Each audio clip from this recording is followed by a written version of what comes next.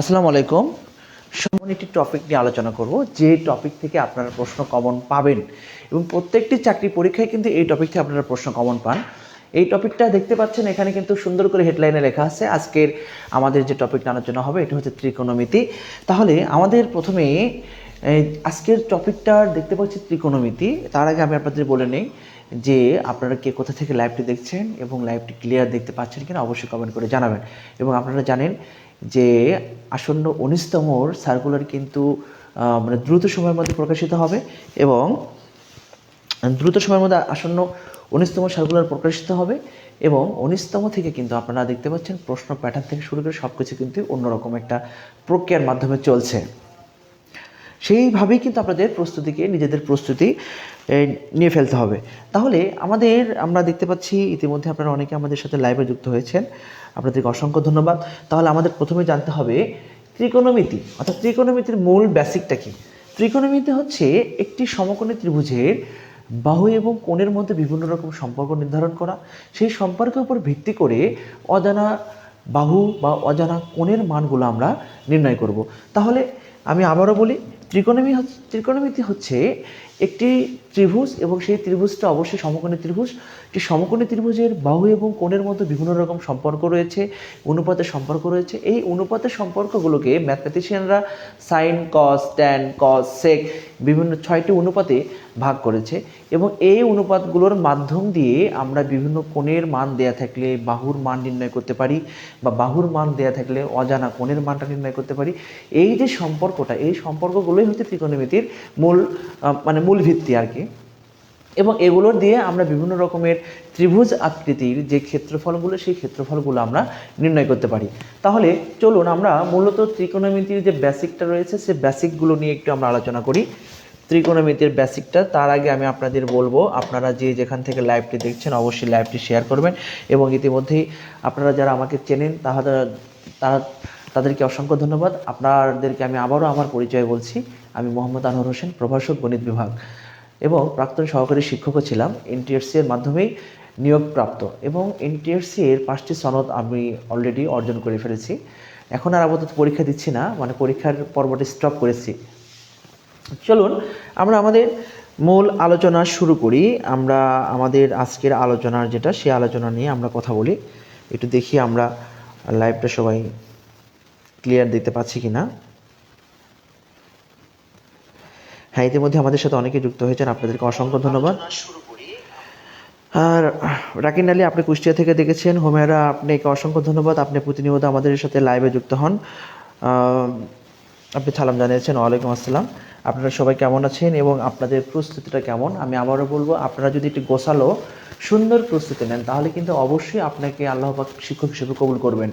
আপনাদের হাতে অনেক সুযোগ আছে, এই সুযোগগুলো আপনারা অবশ্যই কাজে লাগাবেন। আমরা ত্রিকোণমিতির যে মূল বেসিক পার্টটা, সেই পার্টটা নিয়ে আমরা আলোচনা করব। ত্রিকোণমিতিটা কি আমি আবারও বলি, একটি সমকোণী ত্রিভুজ নিয়ে কাজ করতে হবে। ওই সমকোণী ত্রিভুজের বাহু এবং কোণের মধ্যে যে সম্পর্কটা, এইটা নিয়ে আমাদের মূল ত্রিকোণমিতির আলোচনার পার্ট। তাহলে আমরা একটি সমকোণী ত্রিভুজ যদি এখানে আমি আপনাদেরকে অঙ্কন করে দেখাই, এটি সমকোণী ত্রিভুজ, এটি খেয়াল করুন, এটা সমকোণী ত্রিভুজ। তাহলে এই সমকোণী ত্রিভুজের আপনাদের প্রথমে জানতে হবে ভূমিটা কি এবং লম্বটা কি। মানে ত্রিকোণমিতির বা যে কোনো ত্রিভুজের একটি নির্দিষ্ট কোণ থাকলে, একটি নির্দিষ্ট কোণ যদি থাকে, সেই কোণ সংলগ্ন যে বাহু থাকে, সেই বাহুটাকে আমরা বলি ভূমি। সেই বাহুটাকে আমরা বলি ভূমি বা সন্নিহিত বাহু। এবং ওই কোণের বিপরীত যে বাহু থাকে, সেই বাহুটাকে আমরা বলি হচ্ছে লম্ব বা বিপরীত বাহু। এবং 90 ডিগ্রি কোণের বিপরীত যে বাহু থাকে, এই বাহুটার নাম হচ্ছে অতিভুজ। এই বাহুটাকে আমরা প্রকাশ করি হচ্ছে অতিভুজের মাধ্যমে। এবং এই কোণটাকে যদি আমরা থিটা কোণের মাধ্যমে প্রকাশিত করি তাহলে এইটাকে আমরা প্রকাশ করি হচ্ছে ভূমি।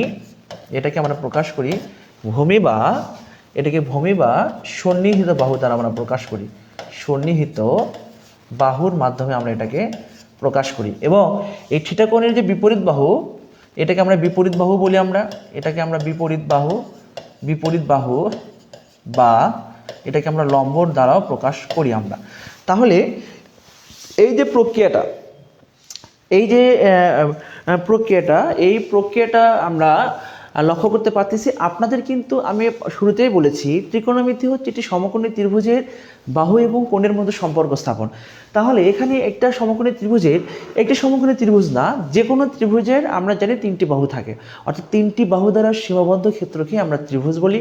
তাহলে তিনটি বাহু থাকবে এবং এই তিনটি বাহুর যে অনুপাত, এই অনুপাতটা আমরা কয় রকমভাবে করতে পারি একটু খেয়াল করুন।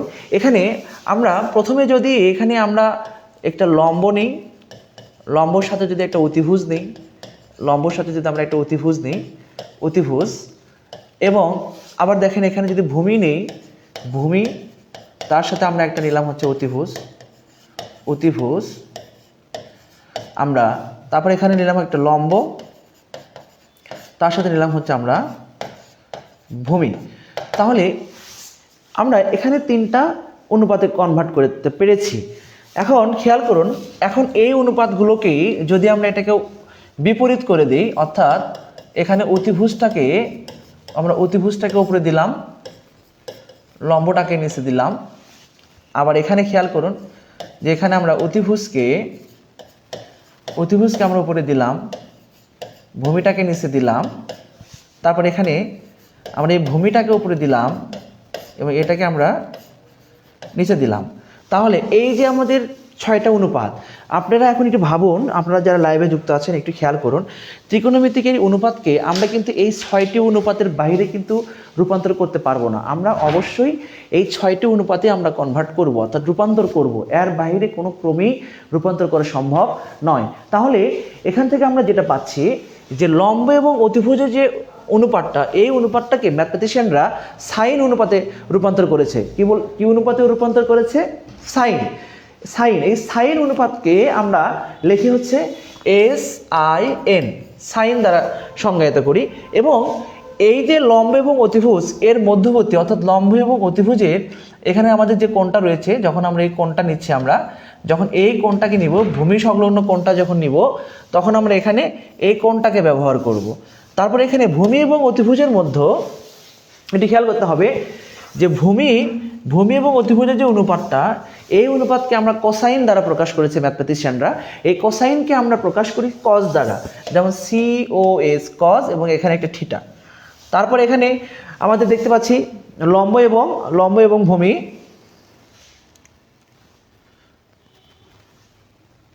হ্যালো, আসসালামু আলাইকুম।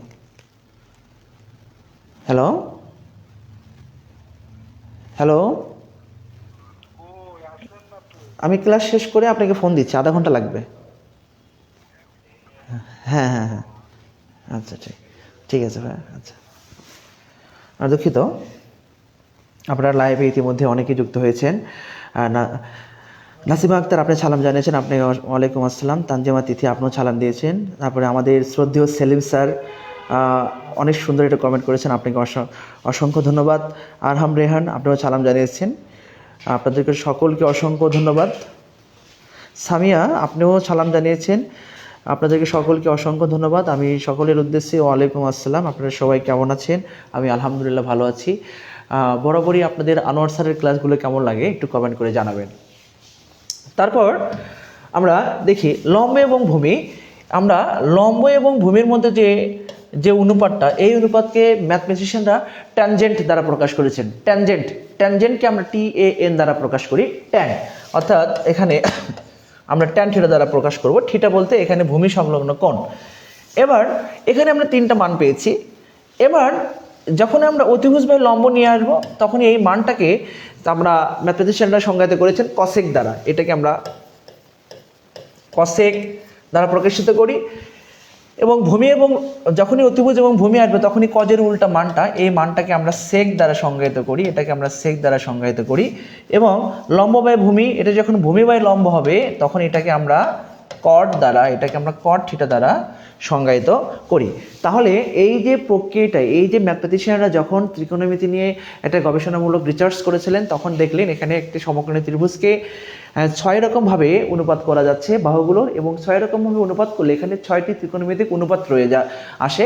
এই জন্য আমরা বলি ত্রিকোণমিতিক অনুপাত হচ্ছে কয়টি? 6টি। ত্রিকোণমিতিক অনুপাত কয়টি? 6টি। আপনি যদি 3টি মনে রাখতে পারেন, তাহলে অপর 3টি এমনিতেই মনে রাখতে পারবেন। কিভাবে? দেখেন, সাইন থিটাকে আমরা রূপান্তর করি লম্ব বাই অতিভুজ দ্বারা, এবং কসেককে রূপান্তর করি অতিভুজ বাই লম্ব দ্বারা। কসকে রূপান্তর করি ভূমি বাই অতিভুজ দ্বারা, এবং দেখেন এখানে সেককে রূপান্তর করা হয়েছে অতিভুজ বাই ভূমি দ্বারা, অর্থাৎ বিপরীত মান। ট্যানকে রূপান্তর করা হয়েছে লম্ব বাই ভূমি দ্বারা, এবং কটকে রূপান্তর করা হয়েছে ভূমি বাই লম্ব দ্বারা। তাহলে আপনি যদি এই 6টি ত্রিকোণমিতিক অনুপাত সম্পর্কে ধারণা রাখেন, তাহলে কিন্তু আপনি খুব সহজেই কিন্তু এখান থেকে সঠিক উত্তর দিতে পারবেন। তাহলে চলুন আমরা একটু ধারণা নেই এখান থেকে কি টাইপের প্রশ্ন আসে এবং এই ত্রিকোণমিতিক অনুপাতগুলো আমাদের জন্য কেন গুরুত্বপূর্ণ। তাহলে একটু ধারণা নেই আমাদের এখানে কি টাইপের প্রশ্ন আসে, একটু আমরা ধারণা নেই। আমাদের এখানে প্রশ্ন দেয়া থাকবে এরকম, tan θ = 3/4 হলে sin θ সমান কত, এটা আমাদের নির্ণয় করতে বলবে। অর্থাৎ tan θ এর মান দেয়া থাকবে, sin θ এর মানটা নির্ণয় করতে বলবে। আমাদের এখানে যে মানটা দেয়া থাকবে, যে মানটা এখানে দেয়া আছে, এই মানটার দিকে খেয়াল করুন। এখানে দেয়া রয়েছে tan θ। tan সমান আমরা জানি লম্ব ডিভাইডেড বাই ভূমি। তখন আমরা একটি সমকোণী ত্রিভুজ এখানে অঙ্কন করব এবং সবসময় ভূমি সংলগ্ন বাহুকে আমরা থিটা ধরে নিব। তাহলে tan সমান লম্বের মানটা এখানে দেয়া আছে 3, আমরা 3 বসিয়ে দিব। ভূমির মানটা দেয়া রয়েছে এখানে 4, আমরা 4টা এখানে বসিয়ে দিব। আমাদের প্রয়োজন হচ্ছে sin θ। তাহলে আমরা জানি যে sin θ সমান লেখা যাবে লম্ব ডিভাইডেড বাই অতিভুজ। এখন আপনাদের এখানে অতিভুজ নির্ণয় করতে হবে। আপনারা প্রত্যেকে জানেন, পিথাগোরাস বলে গিয়েছিলেন একটি সমকোণী ত্রিভুজের অতিভুজের উপর অঙ্কিত বর্গক্ষেত্রের ক্ষেত্রফল অপর দুই বাহুর উপর অঙ্কিত বর্গক্ষেত্রের ক্ষেত্রফলের সমষ্টি সমান। অর্থাৎ অতিভুজ স্কয়ার সমান লম্ব স্কয়ার প্লাস ভূমি স্কয়ার। এখান থেকে আমরা এই অতিভুজ স্কয়ার থেকে আমরা লিখতে পারি বর্গমূল 3 স্কয়ার প্লাস 4 স্কয়ার। তাহলে এখানে আমরা পাবো হচ্ছে 9 প্লাস 16, এখান থেকে পাবো 25 ইজ ইকুয়াল হচ্ছে 5। তাহলে এখানে আমরা লম্বের মানটা বসিয়ে দিব। লম্বের মানটা হচ্ছে 3, লম্বের মানটা 3, অতিভুজের মানটা আমরা এখানে পাবো হচ্ছে 5। এই যে তাহলে আমাদের সাইন থিটার মানটা নির্ণয় হয়ে যাবে। তাহলে এই যে আপনি যদি বেসিক কনসেপ্ট ক্লিয়ার করেন, তাহলে কিন্তু অঙ্ক আপনি এমনিতেই সমাধান করতে পারবেন। এই জন্য আপনার অবশ্যই বেসিক কনসেপ্টগুলি ক্লিয়ার করতে হবে। বেসিক কনসেপ্ট ক্লিয়ার না করলে কোনো অঙ্কের সমাধান করতে পারবেন না। এই জন্য বেসিক কনসেপ্টটা আমাদের ক্লিয়ার করতে হবে। এবার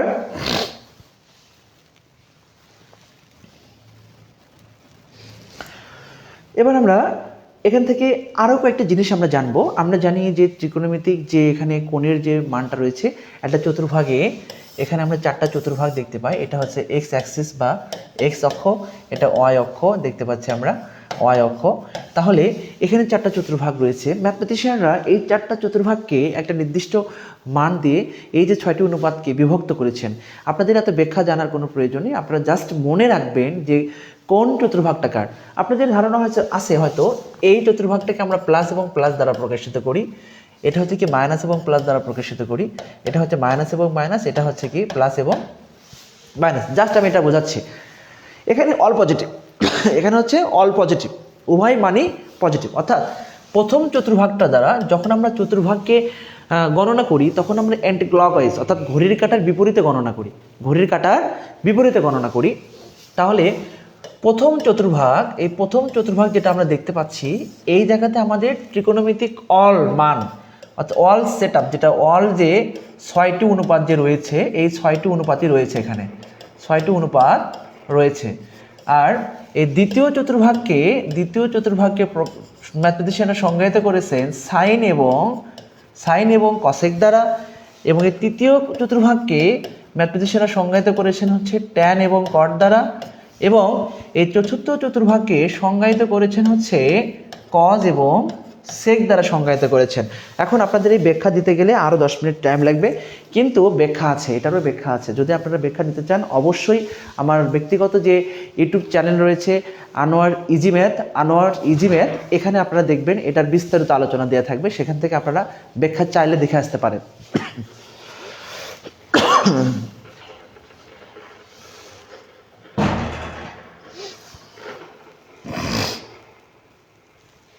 আরহাম রেহান বলেছেন বোর্ড হবে সাদা, বোর্ড সাদা হলে আপনারা কোনো লেখা দেখতে পারবেন না, কারণ হচ্ছে আমাদের লাইটগুলো সাদা, এখানে আলোর একটা রিফ্লেকশন হয়, এই রিফ্লেকশনের কারণে কোনো কালারই তখন ভালোভাবে বোঝা যায় না।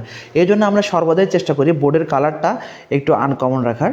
তারপরেও যদি আপনাদের বুঝতে সমস্যা হয়, আমি কালার একটু চেঞ্জ করি, দেখি কালার চেঞ্জ করে কেমন হয়। দেখি একটু এই হলুদ কালার দিয়ে লিখি, এখন দেখি তো দেখা যাচ্ছে কি না, একটু খেয়াল করুন। এবার খেয়াল করুন, এটা লেখার পর আপনাদের জানতে হবে যে এক্স এটা এবং এটা হচ্ছে ওয়াই ও ওয়াই ড্যাশ। আপনাদের জানতে হবে এখান থেকে এইটুকুকে বলা হয় 0 থেকে 90 ডিগ্রি। আপনাদের জানতে হবে এটা হচ্ছে 0 ডিগ্রি, যখন এখান থেকে এই পর্যন্ত আসবে তখন এটা হবে π/2 বা 90 ডিগ্রি। পাই বলতে 180 বুঝি আমরা। এবং এখান থেকে এইটুকু যখন আসবে তখন এটা হয় 90 থেকে 180। আবার যখন এটা আসে তখন এটা 270 ডিগ্রি, 270 ডিগ্রি। আবার এখান থেকে এটা আসে হচ্ছে 360 ডিগ্রি। অর্থাৎ ঘড়ির কাঁটার বিপরীতে আপনি যখন একবার ঘুরে এই পাশ পর্যন্ত আসবেন তখন আপনার কত ডিগ্রি ঘুরবেন, আপনি 260 মানে 360 ডিগ্রি রূপান্তরিত হবে। তখন আমরা রূপান্তরিত হবে কত ডিগ্রি, 360 ডিগ্রি। আপনি 360 ডিগ্রি যখন রূপান্তরিত হইল, 360 ডিগ্রি যখন রূপান্তরিত হয়েছে তখন আপনার এখানে আর কোনো কিছু এখানে কিছু জিনিস আমি এটা কেন লিখলাম একটু আমি বুঝাই, যে আপনি ঘড়ির কাঁটার বিপরীতে যখন আপনি একবার রূপান্তর করবেন তখন আপনার রূপান্তর হবে 360 ডিগ্রি। এবং এখানে কিছু জিনিস আমরা মাথায় রাখতে হবে যে 0 থেকে 90, অর্থাৎ 0 থেকে 90 যদি বলে, আপনার শর্ত যদি এরকম দেওয়া থাকে 0 থিটা 90 ডিগ্রি, তাহলে আপনার বুঝে নিতে হবে যে 0 থেকে 90 বলতে আমরা বুঝি হচ্ছে ফার্স্ট কোয়াড্রেন্ট, প্রথম চতুর্ভাগ। প্রশ্ন যদি এরকম থাকে 0 থেকে থিটা 180 ডিগ্রি, অর্থাৎ 0 থেকে 180, তার অর্থ কি প্রথম 180, 0 থেকে 180 এই পর্যন্ত, এটা আমরা বুঝে নিতে হবে। তারপর আপনার প্রশ্ন থাকতেই পারে যে থাকতে পারে 180 চাইতে 180 থিটা বড় 270 চাইতে ছোট, তখন আমরা বুঝে নিতে হবে যে 180 থেকে বড় 270 থেকে ছোট এই চতুর্ভাগে আছে। তাহলে এই যে শর্তগুলো, এই শর্তগুলো সম্পর্কে আপনাদের পূর্ণাঙ্গ ধারণা রাখতে হবে। এই শর্তগুলো লেখার কারণ হচ্ছে অনেক সময় প্রশ্নে দেখা যাচ্ছে একটা মান দেয়া আছে, সেখানে একটা শর্ত দেয়া আছে, আপনাকে বলছে মান নির্ণয় করো। তাহলে যার মান তার ঘর এবং প্রথম চতুর্ভাগ ছাড়া বাকি দুই ঘরে যখনই আসবে তখনই আপনার সামনে একটা মাইনাস চিহ্ন ব্যবহার করতে হবে। আমি আবারও বলছি, ত্রিকোণমিতিতে 6টি অনুপাত রয়েছে, প্রত্যেকটি অনুপাতের একটা করে নির্দিষ্ট ঘর রয়েছে, দ্বিতীয়, তৃতীয়, চতুর্থ। তাহলে যার মান তার ঘর এবং প্রথম চতুর্ভাগ ছাড়া বাকি দুই ঘরে গেলেই সামনে একটা মাইনাস চিহ্ন আসবে। যেমন ধরেন সাইনের মান এই দুই ঘরে পজিটিভ, এই ঘর সাইন পজিটিভ, এখানে পজিটিভ। কজের মান এই দুই ঘরে পজিটিভ, তাহলে এবং ট্যানের মান হচ্ছে কি এই দুই ঘরে, ট্যানের মান এই দুই ঘরে পজিটিভ। হ্যালো, আসসালামু আলাইকুম। হ্যাঁ, আমি একটা ক্লাস নিচ্ছি, আমি ফোন দিচ্ছি ক্লাস শেষ করে। আচ্ছা, আসসালামু আলাইকুম।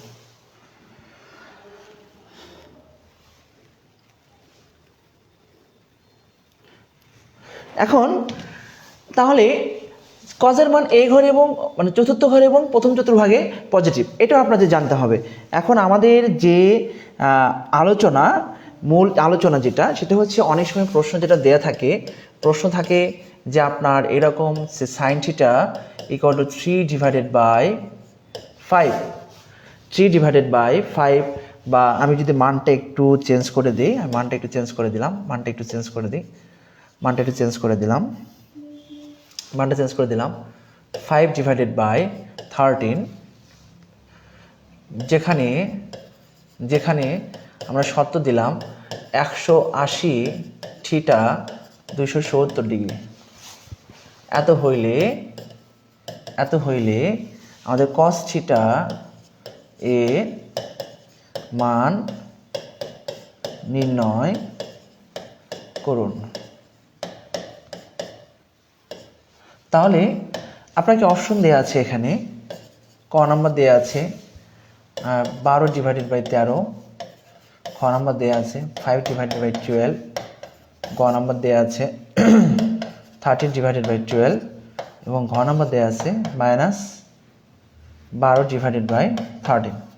তখন আপনার এখানে উত্তর খুঁজে বের করতে হবে যে আসলে সঠিক উত্তর কোনটা হবে। দেখেন আমি প্রশ্নটা আপনাদেরকে অনেক সুন্দরভাবে আপনাদেরকে ক্লিয়ার দেখতে পাচ্ছেন কিনা একটু কমেন্ট করে জানাবেন। আর লাইভটা ক্লিয়ার দেখা যাচ্ছে কিনা একটু কমেন্ট করে জানাবেন। তাহলে এখান থেকে একটু খেয়াল করে দেখুন যে আমাদের মানটা দেয়া আছে কি এখানে সাইন থিটা এর মান দেয়া রয়েছে সাইন থিটা ইকুয়াল টু 5/13। ওকে, তাহলে সাইনের মান যখনই দেওয়া আছে ত্রিভুজ অঙ্কন করব, এটা থিটা কোণ। সাইন সমান আমরা লিখতে পারি লম্ব ডিভাইডেড বাই অতিভুজ, লম্ব ডিভাইডেড বাই অতিভুজ। আমাদের লাগবে ভূমি। আমি আপনাদের অসংখ্যবার বলেছি যখন কোনো সমকোণী ত্রিভুজের লম্ব অতিভুজ এবং অপর একটি মান, অতিভুজ এবং অপর একটি মান বা ভূমি, অতিভুজ এবং ভূমি অথবা অতিভুজ এবং লম্ব যে কোনো একটি মান দেয়া থাকলে অপর যে বাহুটা থাকবে সেই বাহু নির্ণয় করার জন্য আমরা একটা বর্গমূল দিব, দিয়ে বড় বাহু বর্গ বর্গ মাইনাস ছোট বাহু, অর্থাৎ এখানে অতিভুজ স্কোয়ার মাইনাস কত লম্ব স্কোয়ার, তখন আমরা এখানে পাবো হচ্ছে 169 মাইনাস 25, এখানে 144, অর্থাৎ এখানে পাবো হচ্ছে আমরা 12। এই যে মানটা পেয়েছি আমরা এখানে 12 যে পেয়েছি, এখন আমাদের মানটা নির্ণয় করতে বলছে cos থিটা। আপনারা অধিকাংশ স্টুডেন্টই কি করবেন, cos থিটা সমান লিখবেন ভূমি ডিভাইডেড বাই অতিভুজ, এটা উত্তর দিয়ে দিবেন। কোথায়? ভূমি বাই অতিভুজ। কিন্তু সবাই প্রশ্ন উত্তর করে আসবেন, উত্তর করে এসে বলবেন যে আমার উত্তর সঠিক হয়েছে, কিন্তু আদৌ কি উত্তর সঠিক হয়েছে আপনার কিন্তু ভাবতে হবে যে আদৌ কি আপনার উত্তর সঠিক হয়েছে, এটা আপনার ভাবতে হবে যে cos থিটার মান 12/13, কিন্তু আপনার উত্তর সঠিক হয়নি। কেন হয়নি?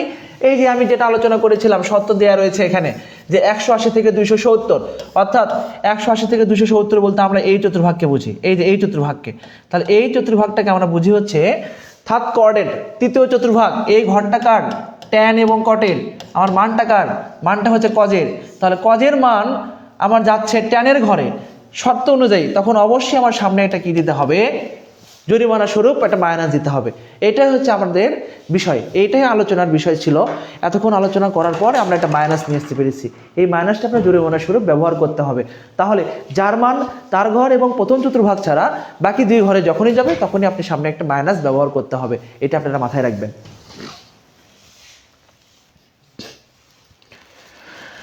এখন এই টাইপের যদি একটি প্রশ্ন আপনাদেরকে আমি সলভ করতে বলি তাহলে আপনারা কি সলভ করতে পারবেন? দেখি একটু আমি একটু ট্রায়াল দিয়ে দেখি যে আপনাদেরকে এত সময় ধরে আলোচনা করলাম, একটু একটু একটু প্রশ্ন দিয়ে আপনাদের একটু। cot থিটা সমান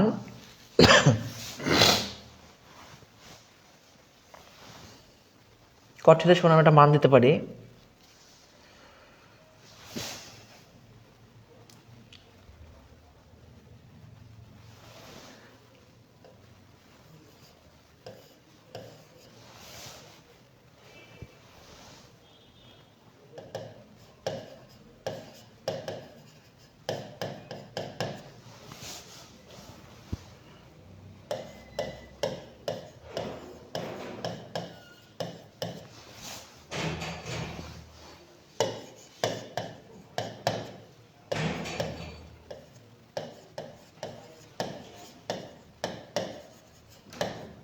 মান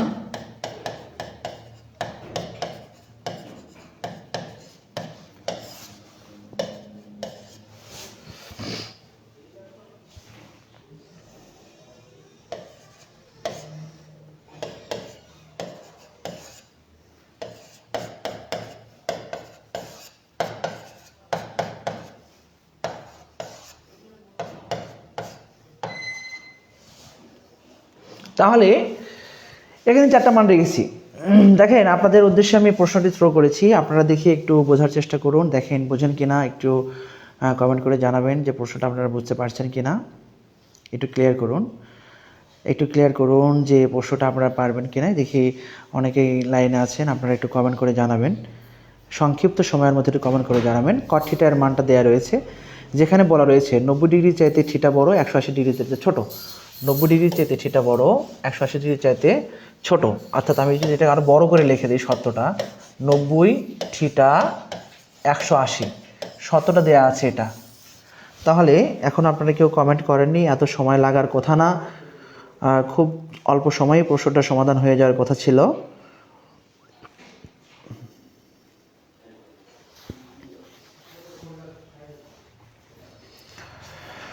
এখনও কোনো উত্তর পাইনি, এখনও কোনো উত্তর পাইনি আপনাদের, এখনও কোনো উত্তর পাইনি। দেখি আপনারা কেউ উত্তর করেছেন কি না। হুমায়রা বলেছেন -8/10। আচ্ছা, আর কেউ কি আপনারা সঠিক উত্তর দিতে পারবেন? এটা হুমায়রা বলেছেন যে 8/10।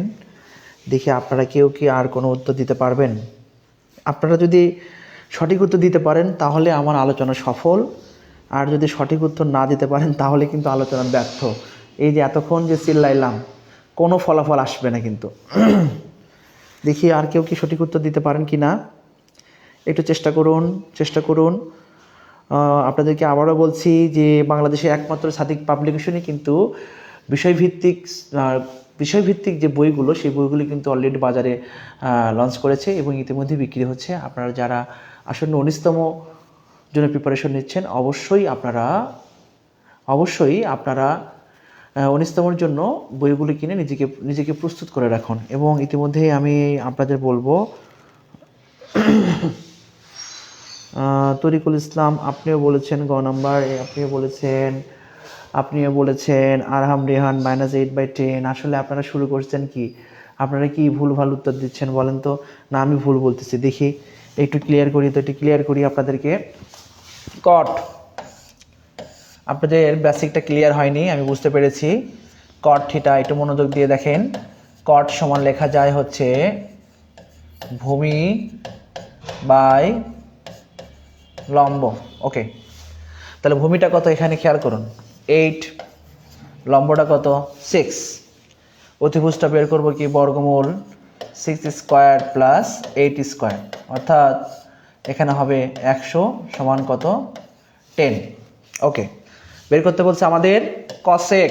মনোযোগ দিবেন, কসেক সমান কি লেখা যায়, অতিভুজ ডিভাইডেড বাই লম্ব, সাইনের উল্টা। কসেক বের করতে বলছে এখানে, কসেক হচ্ছে সাইনের উল্টা। সাইন সমান লম্ব বাই অতিভুজ, কসেক হচ্ছে অতিভুজ বাই লম্ব। আমাদের উত্তর সঠিক হয়েছে কিনা আমরা নির্ধারণ করব শর্ত দেখে। শর্ত বলছে 90 থেকে 180। শর্তটা হচ্ছে 90 থেকে 180। 90 থেকে 180 বলতে আমরা কি বুঝি, এই যে এটা হচ্ছে 90, এটা হচ্ছে 180। তো 90 থেকে যখন 180 বলবো তখন এই শর্তটা, এই ঘরটার নাম কি ছিল, সাইন এবং কসেক। যখনই সেকেন্ড কোঅর্ডিনেট সাইন এবং কসেকের যে মানটা সেকেন্ড কোঅর্ডিনেটে রয়েছে, এই মানটা যেটা আছে এটা হচ্ছে কি বোঝাচ্ছে 90 থেকে 180 ডিগ্রি বলতে সেকেন্ড কোঅর্ডিনেট, অর্থাৎ কসেকের মান কসেকের ঘরেই আছে। সুতরাং সামনে কোনো চিহ্ন আসবে না। আমি বলেছিলাম যার মান তার ঘর এবং প্রথম চতুর্ভাগ ছাড়া বাকি দুই ঘরে গেলে সামনে একটা মাইনাস হবে, বাকি সবগুলো ক্ষেত্রেই কি হবে, মানে তার মানটা দুই ঘরে প্লাস হবে। আমি যদি আপনাদেরকে এটা আরও একবার বুঝিয়ে দিই, আরও একবার যদি বোঝাই, আমি আসলে আপনাদেরকে বোঝাতে ব্যর্থ হয়েছি, আমি আরও একবার একটু বুঝাই আপনাদের। এটা হচ্ছে অল, মানে এর ভিতরে আপনাদের সকল মান আছে, সাইন, কস, ট্যান, তারপর কসেক, তারপরে এসে সেক, তারপরে এসে হচ্ছে কট। এটা হচ্ছে কত, এই ঘরটাকে সাইন এবং বলা হয় কসেক, এটাকে বলা হয় ট্যান এবং কট, এটাকে বলা হবে হচ্ছে কজ এবং সেক। তাহলে যার মান তার ঘর এবং প্রথম চতুর্ভাগ ছাড়া, যেমন ধরেন সাইনের মান এবং কসেকের মান এই দুই ঘরে পজিটিভ। এখন শর্ত যদি আমরা থাকে যে 180-র চাইতে থিটা বড়, 360-এর চাইতে ছোট, তার মানে কি এই অংশটা বোঝাচ্ছে। আর এই অংশের মধ্যে যে চারটা মান আছে, এই চারটা মান ব্যতীত এই শর্তের সাপেক্ষে বাকি দুইটা মান হবে কি নেগেটিভ। আপনাদের বুঝতে হবে বিষয়টা। এখন খেয়াল করুন, যদি শর্ত থাকে এরকম 180-র চাইতে থিটা তার চাইতে 270 ডিগ্রি, অর্থাৎ 180 থেকে 270, অর্থাৎ এই চতুর্ভাগ যদি শর্ত থাকে এইরকম, তাহলে এই ঘরের যে দুটো মান আছে ওই মান ব্যতীত বাকি যে চারটা ত্রিকোণমিতিক অনুপাত রয়েছে সেই চারটির মান হবে কত, মাইনাস। এই শর্তের সাপেক্ষে এটা আপনাদের জানতে হবে, এই জিনিসগুলো মাথায় রাখবেন। যদি কখনো শর্ত থাকে 0 থেকে 90, 0 থেকে থিটা হচ্ছে 90 ডিগ্রি, তাহলে আমরা বলবো প্রথম চতুর্ভাগ এখানে সবই পজিটিভ। যখন 0 থেকে 90 ডিগ্রি শর্ত থাকবে তখন ত্রিকোণমিতিক 6টি অনুপাতের মানে কি হবে, পজিটিভ আসবে। এই জিনিসগুলো আপনারা মাথায় রাখবেন। তারপর এই শর্তের সাপেক্ষে যে অঙ্কগুলো আমরা সমাধান করব সেই অঙ্কগুলোর আমাদের পরীক্ষায় অসংখ্যবার আছে। আজকে আপনাদের থেকে বিদায় নিতে হচ্ছে। আজকে যতটুকু আলোচনা করেছি এতটুকুই। আজকের আপনারা একটু দেখে রাখবেন, আগামী দিন অর্থাৎ আগামী শনিবার ত্রিকোণমিতির সম্পূর্ণ বেসিক ক্লিয়ার করবো ইনশাল্লাহ। টোটাল বেসিক ক্লিয়ার করে তারপর এখান থেকে অঙ্ক শুরু করব। আপনারা আপাতত শনিবার পর্যন্ত যতটুকু বেসিক আলোচনা করেছি এতটুকু নিয়ে একটু ভাবুন। যদি আপনাদের কোনো সমস্যা থাকে অবশ্যই আমাকে কিন্তু কমেন্ট করে জানাবেন। এবং আপনারা শনিবার দিনে আপনাদের কথোপকথনের মাধ্যমে আমরা সুন্দর একটি ক্লাস উপস্থাপন করব। আপনারা অবশ্যই আপনাদের মূল্যবান মন্তব্যগুলো, আপনাদের সমস্যাগুলো আমাদেরকে জানাবেন। আমাকে না জানালে আমি আপনাদের সমস্যাগুলো কীভাবে ধরবো? আপনাদের সমস্যাগুলো তো আমার জানতে হবে, তাহলে না তো আমি ভালোভাবে ক্লাস নিতে পারবো। আপনারা অবশ্যই আমাকে কমেন্ট করে জানাবেন। সবাই ভালো থাকবেন, সুস্থ থাকবেন। আল্লাহ হাফেজ।